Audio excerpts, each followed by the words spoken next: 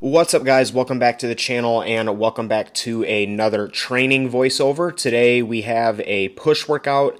I don't really want to go over the push workout too much. This isn't going to be a programming voiceover. I have a specific topic that I want to talk about today, but I did kind of want to preface this off with a little bit about the session. First thing is that this was an early Monday morning push workout. On this particular day, I just happened to wake up early and was feeling really good and wanted to go ahead and train first thing in the morning. Probably felt pretty good because the day before this I had a refeed day, which was a little over 1,000 grams of carbs. So I was feeling pretty energized and full of glycogen, so I was ready to train. And then the second thing that I will mention is that if you guys have watched this programming before on my YouTube channel, you'll notice that typically when I do this workout, I do my presses first and then I do my isolation work afterwards. On this particular push day, the Smith machine was taken when I went into the gym, so I just moved ahead with my lateral raises and then reverse pec deck and then machine flies before I got into my presses. So typically I press first. The incline Smith is my first exercise, and today it was my fourth exercise, so you'll see the logbook I regressed a rep on that, but that's not something that I'm concerned with at all because obviously typically I press first, and today I pressed fourth, so I can't be really surprised that my performance was not the best. But other than that, this is a pretty typical session. I've posted this exact workout before plenty of times on my channel, so I don't really want to talk about that too much. What I do want to talk about is what you'll notice on this video is that I am doing every single exercise at one working set. And that's also the title of the video, is One and Done, because this video is going to highlight a permanent change that I'm going to be making in my programming as I head through this prep. So from here on out, I am more than likely going to be doing only one working set of each exercise. Up until this point, if you guys have been following my training, most exercises I'm typically doing two working sets on, unless it's something that's like incredibly fatiguing, like a hip hinge exercise or a squat pattern like a leg press, pendulum, hack squat, whatever. But I'm starting to get to the point now where I'm getting lean enough and I've lost enough body weight. I started off the year at 230 and my lowest so far is 167. So that's 63 pounds in body weight from the beginning of the year. And that is just really starting to take its toll in my training. And I've noticed that even with all the intra carbs in the world, like I've had times where I've done 50 grams of carbs intra workout, I'm still hitting a wall like in the gym. Midway through my workout, I'm hitting a wall that I just can't break through. And I'm noticing that every time I do an exercise that has multiple sets, I still have enough energy in me to be able to get that first set done and over with really good high quality. But all the subsequent sets of that exercise decrease in quality, and often the logbook hasn't been moving either. And so I'm just been getting a lot of feedback lately, not only in terms of what my logbook is telling me, but just based off of what common sense is telling me when I think about it. My body weight is almost 65 pounds lighter now than it was at the beginning of the year.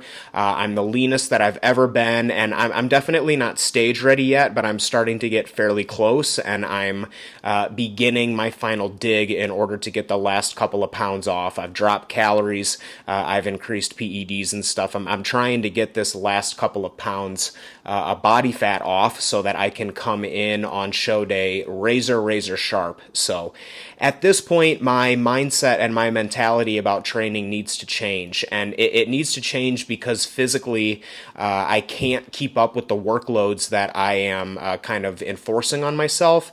I feel like I'm subconsciously still comparing my training performance to what it was in the peak off season, and that's obviously just completely delusional and not really something that I can expect, even with PEDs, and that may be something that is fairly hard for some of you guys to wrap your head around. I think some of you guys would think that even with the use of exogenous testosterone and stuff like that, that I would be able to overcome that, and to a certain extent I am, but there just straight up comes a point where no matter what drugs you're taking, or at least with the drugs that I'm taking, maybe I'm not taking strong enough drugs, but I just don't feel comfortable taking anything more than this right now. But at this point, even with all the tests in the world, man, and it just realistically isn't going to happen for me at this point. So my mindset with the training needs to change. And instead of going into the gym and aiming to completely bury myself and try to almost grow new muscle, I've basically changed my thought process to going into the gym and basically doing the bare minimum amount of work that I need to do in order to stimulate the muscle and keep the muscle from disappearing as I get leaner, and then getting out of the gym as quick as I can, and then focusing more time on getting more steps, posing more often, getting more sleep, and recovering more outside of the gym, because realistically at this point, continuing to bang my head in the wall with my off-season gym performance and volumes and everything is not only is it decreasing the quality of my life, because I've just been so fatigued and so overtrained, but it's also not helping me from a physique perspective. I actually feel like my physique is going to look better, more fresh, less stressed, more detail and more pop and everything if I can pull back on the training volume and just reduce some of the external stress that the training is causing on me right now. So that is basically what I want to do going forward, because I just cannot continue to train at the levels of volume that I have been, at least for the remainder of the prep. It's not looking like I can do that. I have done a really, not to toot my own horn, really fucking good job of maintaining my gym performance and maintaining my muscle and everything all the way until the end of this diet. And now I'm starting to get to that point where my body is more fragile, my recovery is bad compared to what it typically is, and I just need to be smarter about that. And I need to stop being so emotionally attached to the amount of work that I'm doing in the gym, and instead I just kind of need to shift my focus into the mindset of a bare minimum dose type of approach. Like what is the lowest amount of work that I can do in the gym in order to effectively stimulate the muscle to the point where I'm not going to lose it, and then get out as quick as I can, and then focus on recovering so that I can be fresh and ready to finish out this prep strong. And this is a concept that I've kind of been playing with for some time now. You know, I've kind of been tossing this back and forth. If you guys have been watching my prep vlogs, I've kind of thrown that out there. This is definitely something that I have been considering doing for some time now. So I'm really looking forward to seeing how this happens and kind of how it plays out in the long term. On top of that, I've also been considering changing my training to an every other day style of format. Right now, I'm training push-pull, and then I take a rest day, and then I train legs, and then I take another rest day. So I'm basically training my upper body across 2 days, take a day off, and then train my legs, and then I take a day off. And I'm even noticing that even on these low levels of volume, that on that second upper body day in a row, on that pull day, I'm pretty tired.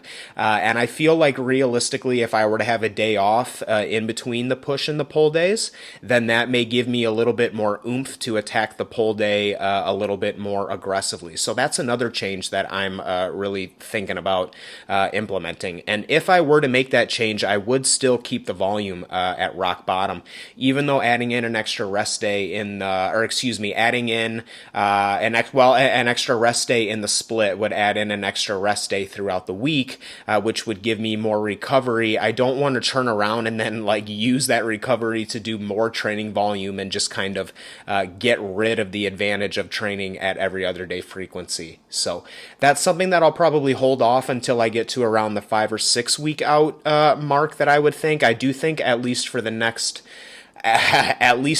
week or so, I can continue to push for these double days in a row in terms of the push and the pull. But eventually I feel like I'm going to get to a point, maybe once I get another 2 to 4 pounds of body weight off, where that's going to be a real difficult challenge for me to do. So again, once I get into that stage of the training, then I'll kind of highlight that and everything. But again, once I get to the point where fatigue starts to become a problem even more so from here, I'm just going to have to make some sort of change in order to keep the progress rolling. The last thing that I will mention is the, I guess, final piece of the puzzle in terms of managing fatigue as I go through this prep, and that would be replacing exercises with ones that have a better stimulus to fatigue ratio. So a really good example of this would be on my leg day. So right now I'm currently doing a pendulum squat. As of late, I've been considering replacing that pendulum squat with the reverse banded hack squat, because the reverse banded hack squat is going to train the same muscles as the pendulum squat through the same range of motion and allow me to stimulate the muscle in a similar way, but the reverse banded hack squat has a much better stimulus to fatigue ratio. So that would probably be a smarter idea for me to swap out the pendulum with the reverse banded hack just to help drop off some fatigue there. Another good option would be to replace the RDL with something more externally stabilized, like a machine good morning or maybe a hyperextension. So that's another thing that I'm kind of tossing around. And I'm really at no risk of doing that. I think a lot of times people will think that that would be a very not hardcore thing to do, is as you get closer to the show, you start pulling out those hardcore movements. But realistically, if those hardcore movements are posing an injury risk and they're creating tons of fatigue in the body, I think that it's actually probably in our best interest from a performance and physique perspective to probably replace those. So that's another kind of thing that I am looking forward to possibly experimenting with. And again, it's going to be hard for me to do because at the end of the day, I am a hardcore bodybuilder. I love doing my pendulums and my RDLs and everything. But if there are other exercises out there that are going to stimulate the muscle just as well and not completely bury me inside and outside of the gym, it's probably in my best interest to use those temporarily just to kind of finish out the prep. That's the main thing. I need to keep it in mind that even if I do say swap out my RDL for a machine good morning or swap out my pendulum for a reverse banded hack squat, that's not a permanent change. That's only a change that I'm going to be running until the end of this prep. And then as the next off season gets in and my body weight gets back up and I get back to feeling normal, then I will get back to putting those movements back in. But for the time being, I feel like I need to be a little bit more comfortable with being able to swap things in and out and then moving from there. So last thing, obviously, is the posing. I filmed this in, I think it's portrait mode, right? Portrait landscape. I don't even know the difference between which one is which, but I filmed it in the vertical mode, which is why it doesn't really fill the screen. But you can still kind of tell what I'm looking like here. Like I said, this is one day after a 1,000 carb refeed, so I am feeling pretty full in this clip, but I am also pretty watery. I woke up on the day of my refeed at 167, and in this video I was 173. So I'm holding about 6 pounds of glycogen and water in this video. So I guess keep that in mind. I don't know how much it really blurs the physique, but I feel like this was a pretty well executed refeed, and I'm pretty happy with how I looked in this particular shot. You know, it's kind of funny when I was watching this posing on the day that I took it, I was like, I feel okay about it, but as I watch it now, I feel like, man, I look pretty decent here. So it's kind of funny how time kind of changes your opinion. So at this point, I feel like I kind of covered everything that I want to cover, guys. The main thing here is just dropping off the training volume and everything in order just to help keep myself alive so that I can finish out the contest prep. So hopefully there's something that you guys can learn from that. As we're in a deficit, we kind of need to pull back on our workload just to allow us to recover and be able to make it through while preserving our muscle. If you guys have any questions or concerns, feel free to reach out as always. But thank you so much for watching and take care of yourselves.